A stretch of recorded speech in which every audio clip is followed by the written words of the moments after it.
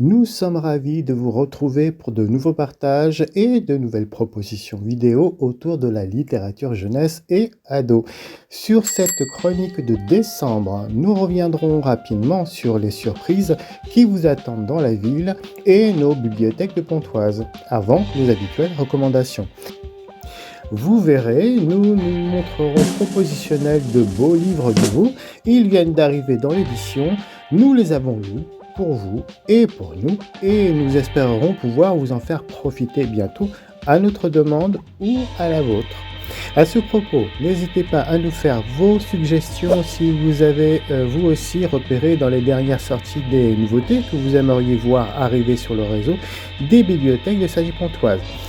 Bon, côté actualité, même dans la fraîcheur de l'hiver, vous pourrez vous équiper chaudement et profiter des joies de la saison avec des rendez-vous. Notez-les bien. Tout d'abord, la ville de Pontoise et son office de tourisme vous accueilleront exceptionnellement la lueur de la lanterne et des bougies le samedi 2 décembre à 17h pour arpenter les rues et les quartiers historiques dans une atmosphère séduisante. C'est le patrimoine de Pontoise à redécouvrir la nuit. Nous vous renverrons à l'office de tourisme pour plus d'informations. Autre rendez-vous sur la ville, le fidèle marché de Noël, les Noëlises, sur le week-end du 2 et 3 décembre à partir de 10h, où l'on pourra converger vers les gourmandises et artisanats locaux commerçants sur la place du marché illuminé du Grand Martroi. Dernière réjouissance à profiter, et cela se passera cette fois à la bibliothèque Guillaume Apollinaire, près du centre. Un spectacle de Noël avec ses marionnettes, s'il vous plaît, qui s'appelle Le Grand Noël, les aventures polaires de Takiok et Suka par Aurore Boisseau et Virginie Michel.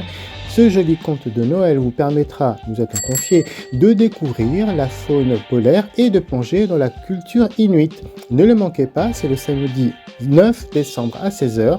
Les places sont limitées. Ce spectacle sera à réserver à partir de 6 ans. Voilà, à présent, place à nos surprises vidéo et à nos nouveautés coup de cœur vues chez nos libraires à faire acheter, donc par vos bibliothécaires adorés ou à vous offrir tout simplement pour les fêtes. Vous êtes prêts ? C'est parti. Première trouvaille, carnet de voyage autour de mon étang de Marie-Louise Dumaret et Thierry Dedieu chez l'éditeur Le Seuil Jeunesse. C'est un pur plaisir graphique et un projet documentaire original pour les enfants, subtil d'humour. Rappelez-vous, nous en avions déjà parlé de cette idée de carnet parce que l'auteur Thierry Dedieu n'en était pas sa première facétie. Ah oui, vraiment nous faire croire l'an dernier à un mystérieux carnet d'artistes trouvé dans les bois et appartenant à un lièvre de Garenne. Le livre que nous avions la chance de tenir entre nos mains, selon les confidences de Thierry Dedieu, était une copie de ce carnet personnel du lapin que l'auteur se permettait de partager avec plaisir, tellement il était épaté par son contenu. La drôlerie et la beauté étaient au rendez-vous, avec les nombreuses notes, aquarelles et photos qui consignaient les espèces végétales et animales rencontrées. Une nature que l'on nous proposait de visiter autrement, vue au ras du sol et autour d'un arbre. Ces carnets de naturalistes pour un jeune public nous renvoyaient à un passé où l'on se servait encore de carnets de dessin pour rapporter à des gens qui n'étaient pas là une trouvaille naturelle encore inédite avant l'invention de la photographie. C'est en effet ce que faisaient les naturalistes embarqués parmi les équipages de bateaux qui découvraient le monde. Ce n'étaient pas que des gens doués pour reproduire des dessins, c'était aussi des spécialistes de la nature européenne ou américaine capables d'identifier ce qu'ils avaient sous les yeux, précisément ou par comparaison. Chose rigolote avec le titre précédent, le livre était signé du nom du propriétaire du carnet, Edmond de Garenne. Ainsi, les jeunes lecteurs ne savaient pas au début qui était le véritable auteur. Nous voici à présent repartis avec un deuxième carnet d'artistes au propriétaire fictif. Demandez-le, priez les bibliothécaires de le commander à l'achat, il est là aussi superbe. Il s'intitule cette fois Carnet de voyage autour de mon étang par Marie-Louise Dumaret et Marie-Louise est une grenouille. Même démarche narrative ici que celui d'Edmond de Garenne, mais déplacée vers un étang et son voisinage d'insectes. Marie-Louise nous fera partager, elle aussi, ses remarques drôles, ses observations curieuses et ses croquis artistiques, là où elle aura l'habitude de se promener, d'y croiser des petites bêtes copines et de belles plantes. Elle aura la démarche également de l'artiste photographe qui cherchera son sujet sous son meilleur angle de lumière dès que son œil se trouvera accroché par quelque chose d'intéressant. Nous aurons donc avec Edmond de Garenne et Marie-Louise Dumaret des amateurs scientifiques de la nature, certes, mais aussi des artistes, des qualités qui, de fait, redescendront sur les humbles épaules de Monsieur Thierry de Dieu. On a adoré et ces carnets sont des livres au final à collectionner. Deuxième coup de cœur dans les sorties du moment, nous recommanderons même pour celui-ci de vous l'acheter pour votre cadeau de Noël ou pour une idée à offrir en littérature pour enfants. Sinon, s'il vous plaît, amis bibliothèque, commandez-le. Les 8 vies extraordinaires de la princesse Gaïa chez l'éditeur Little Urban. C'est un projet littéraire et graphique incroyable. Il n'y aura pas un auteur et un illustrateur, mais 9 auteurs et un illustrateur. L'illustrateur Régis Lejon aura l'idée géniale de rassembler 9 auteurs amis autour d'une anthologie de contes inédits. Lejon aura un univers dans la tête dont il dressera plusieurs dessins et qu'il proposera par la suite à Anne Agopian, Fred Bernard, Anne Porté, Alex Cousseau, Anne Jonas, Henri Meunier, Ghislaine Roman, Cécile Romiguière et enfin Thomas Couteau. Et leurs histoires, inspirées de ces dessins, se trouveront reliées au destin incroyable d'un personnage de conte de fées sur lequel une malédiction s'abattra à sa naissance.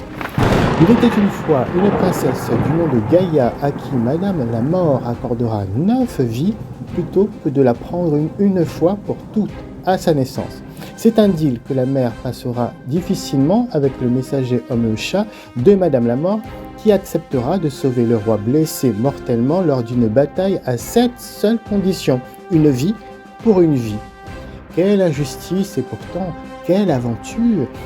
9 fois nous basculerons dans le temps, l'espace, le danger et l'amour, croisant Gaïa sous ce nom ou un autre approchant, à un jeune âge ou à la fin de sa vie, où elle mourra pour encore renaître.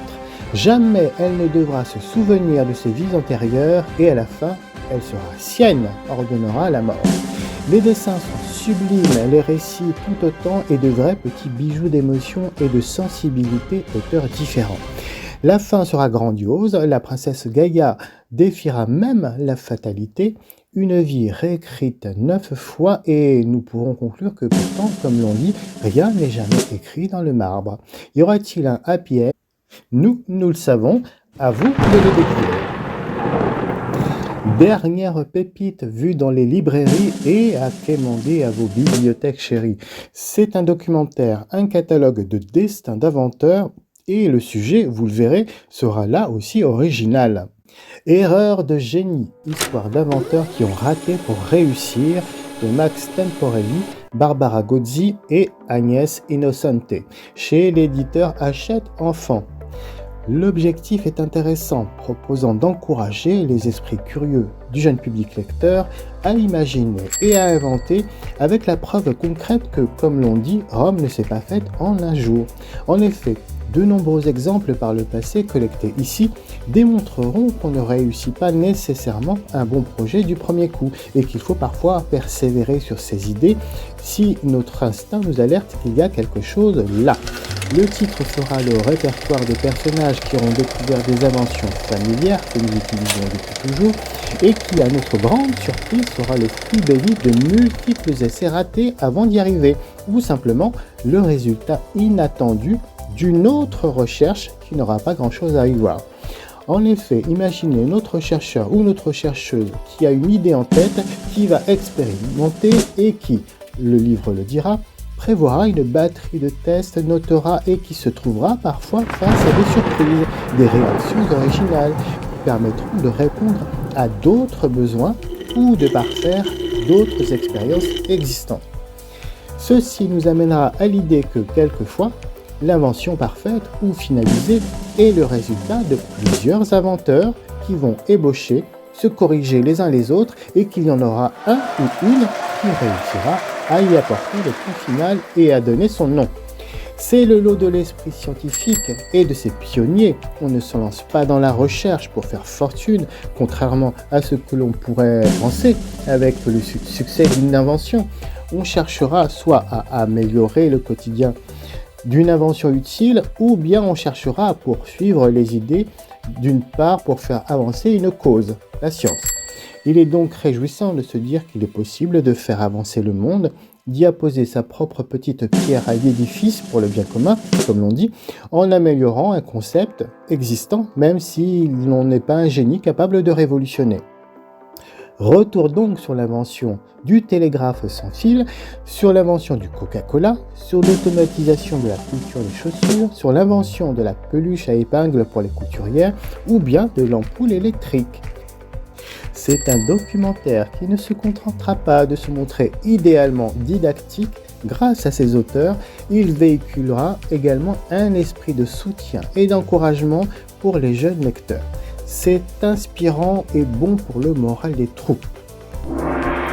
Voilà, nous espérons vous avoir donné envie de tenir entre vos mains ces 3 fantastiques ouvrages ou de les faire acheter par les établissements de prêt près de chez vous. Ce sont vraiment de très beaux cadeaux à déposer au pied du sapin. Nous vous souhaitons un excellent mois de décembre 2023 et de très bonnes lectures pour vous régaler. À bientôt!